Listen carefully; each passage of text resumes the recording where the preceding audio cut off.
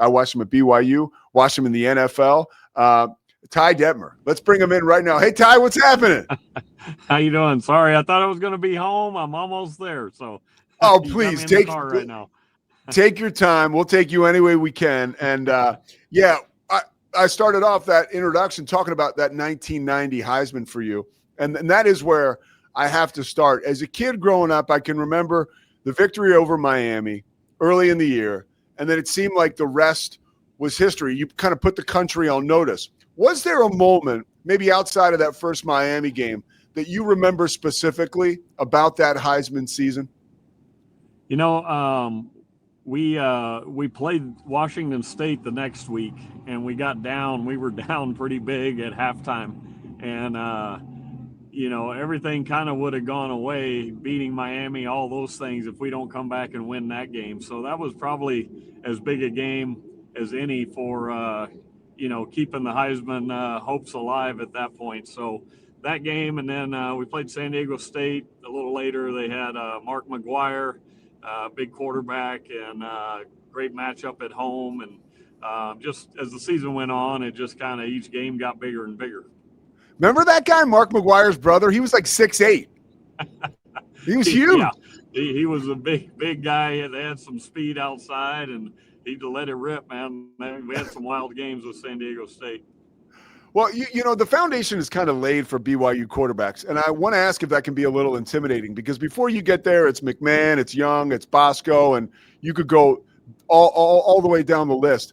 Was that something that you felt kind of jettisoned you into a position where you could be successful, or was there pressure that came with that? Probably a little bit of both. You know, fortunately, there was a couple years there between Robbie Bosco and myself where they kind of replaced quarterbacks the next couple of years. You know, Steve Lindsley and then Bob Jensen and Sean Covey and those guys kind of replaced each other.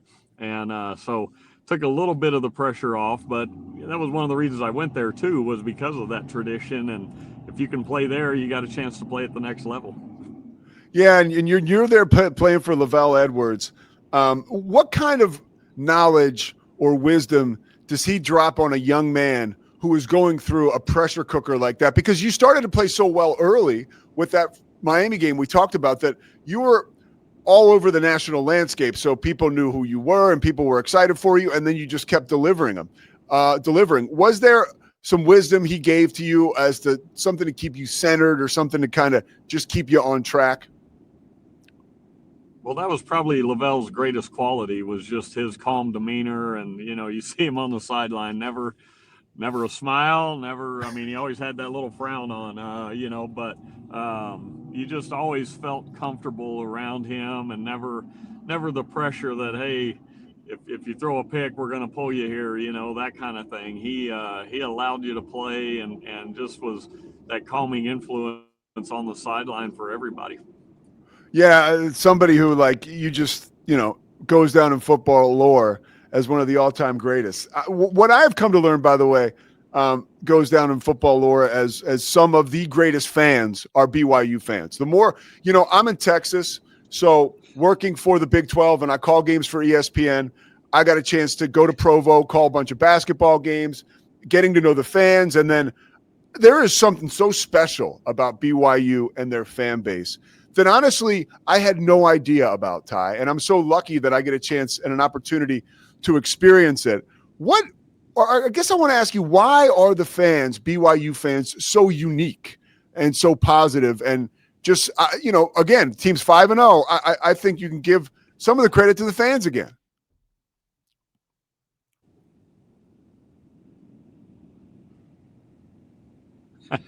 Yeah, we definitely have a fan base across the country that, you know, they're just dying for BYU to come play a game in their part of the country. And our fans travel, they show up, you know, the whole, you know, section that's marked off for the visitors is full every time you travel somewhere.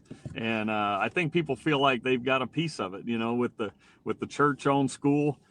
People feel like they've got some ownership in it, and it's been great. You know, the fans kind of make it what it is for BYU, and they just cheer them on every week and always have that support.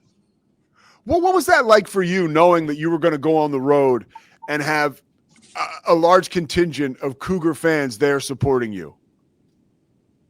It was awesome because you felt like you needed to put a show on every week for the crowd that shows up. It's not like you're gonna, okay, we're gonna go play. We're on the road and we're not going to have any support, but you have people there, and you see after the game the players interact with the crowd that's stays over, and they want to shake hands with the players and see everybody and that means a lot when you go play on the road and you feel like you got sometimes played Arizona State here last year, and it was probably 60-40. It wasn't 90-10 like some places. Yeah, no, you are in Arizona, right? And you're coaching there. Are you coming back from practice now? I am. It's early morning here, and we're done for the day. The hay's in the barn for Friday night, so we get a little walk through tomorrow, and then we get after it. So. So yeah, so can you like the coaching bug? You worked for BYU, right? Like big jobs there in football, OC and stuff, and then you continue to coach now. Is that like your love of the game just coming through? Like, do you plan on coaching for as long as you can in one capacity or another? I do. My dad coached high school football for over 50 years, and that's just, that's the way of life. I know. Just being around football, being around sports, young men, having hopefully a positive influence on them, and sharing what people shared with me. And so I love the high school age kid, because you see them come in 14-year-old knuckleheads, and I always yell at them, don't be a freshman your whole life, and then they grow up to be pretty good young men ready to take on the world. And it's fun to see that growth and that maturity process for them. And hopefully you have a hand in developing some of the life skills they're going to need through football. And Ty, one guy who is developing right now before our eyes, he's a young man, is Bear Bachmeier. And, taking the reins of a BYU offense, and just that program in itself is something you're very familiar with. It's a total monster. But he's doing it as a freshman, coming in without spring ball or anything. And it seems like the playbook, he's so decisive. He knows where he's going with the ball. What has stood out about his game for you? Well, I think his poise, for a freshman, stands out. Like you mentioned, he's got an idea where he wants to go with it. I think he's making some checks at the line, getting them in and out of some RPO things, making good decisions. Obviously, Aaron Roderick's simplifying it for him and keeping it, where he can make those decisions and allow his athleticism to stand out. So he's done a great job to start the season here of managing the game, making plays, and then he uses his physicality in the run game as well as anybody. So it's been fun to watch him develop and grow as the season's gone on. How important is it for a young guy like Bear to not only understand what, you mentioned Aaron Roderick is doing schematically, but also to understand the responsibility of that position at that school?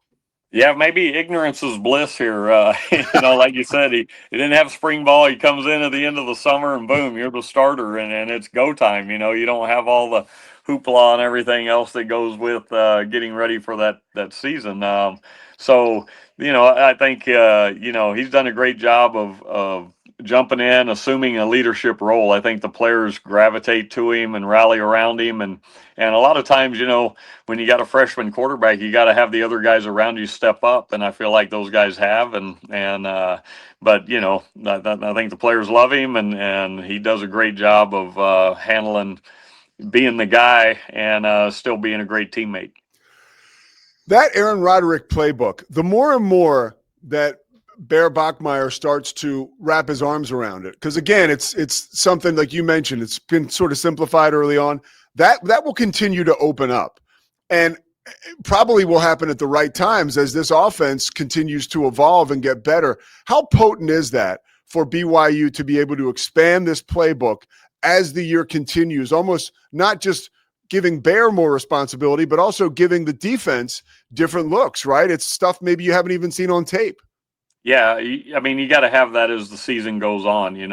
Teams are going to have more and more film on you. They're going to be able to start scheming and game planning and finding tendencies. So the more you can open it up, change formations, run similar things, but in different formations, it helps give a different look for the defense. So as they go, like you said, they're going to continue to add things, add wrinkles, tag different options off of the different plays that they've shown, and then it just keeps it fresh every week, and hopefully by the end of it, you got the full thing going, and you're playing for a championship. One more question on Bear, and then I want to get back to you. When you watch him, right, like with that, now the expectations are raised. He's playing on that big stage. And I'm not sure, maybe you have talked to him, but if you haven't talked to him, what kind of advice would you give to a young guy like that? I mean, you've been there. Yeah, I've not had a chance to meet him or talk to him with the season going down here, but it's just continue to run the offense. That sometimes you get ahead of yourself and you try to make plays, and bad things happen. Continue to run the offense, rely on the guys around you, get the ball into your playmakers' hands, and let them make some plays for you. So he's doing a great job of that so far, and not turning it over, and keeping the game in front of him. So I think if you continue doing that and not try to overdo it and be that guy and make every play, good things are going to continue to happen. I want to ask you a little bit more about the Heisman. And just, we got a guy here in Texas playing in the Big 12, Sawyer Robertson, who I believe should be more in the conversation. Now, I'm not looking for you to break down his game X's and O's wise, but like for you going through that season you had in 1990, as it started to build, what's that like week in, week out? Is there any pressure like, man, because you want to win, right? That's the number one goal. But the Heisman Trophy, that's probably the most prominent trophy in all of sports, really, if you think about it, like individual honor. How do you keep that at bay while you keep kicking ass on the field? Yeah, I think like you said, the pressure kind of mounts, and you got to just play the game. Play to win the game. I know for me, as the season went, as people start expecting more and more, they need to see you threw 3 touchdowns the week before. They need to see 4 the next week. That kind of thing, and fortunately for me, I think for every guy that wins the Heisman, you kind of have to have a signature win in there. You got to have that credibility of beating a good team and playing your best in the biggest moments. And so, he'll have that opportunity at some point here as the season goes, and you gotta be able to rise to that. But again, that puts the pressure on you, and it starts, working its way into your brain a little bit, and you can try to overdo it, and it can go the other way if you're not careful. So, biggest thing is just play within your system, play the game, get it to your guys that can make plays, and as a quarterback, you got to have help around you. You got to have guys that are doing their part, and it takes everybody to be a part of that Heisman season. So I know it was that way for me. You throw a 5-yard hitch and it goes for 80. Looks great on the stats, but you got to have other guys making plays to get you there. Sawyer uses spirituality too, and it's a huge part of his life, and he'll talk to anybody about it, if asked. Did that help you at all? You're a Texas kid, like San Antonio, you end up out in Provo.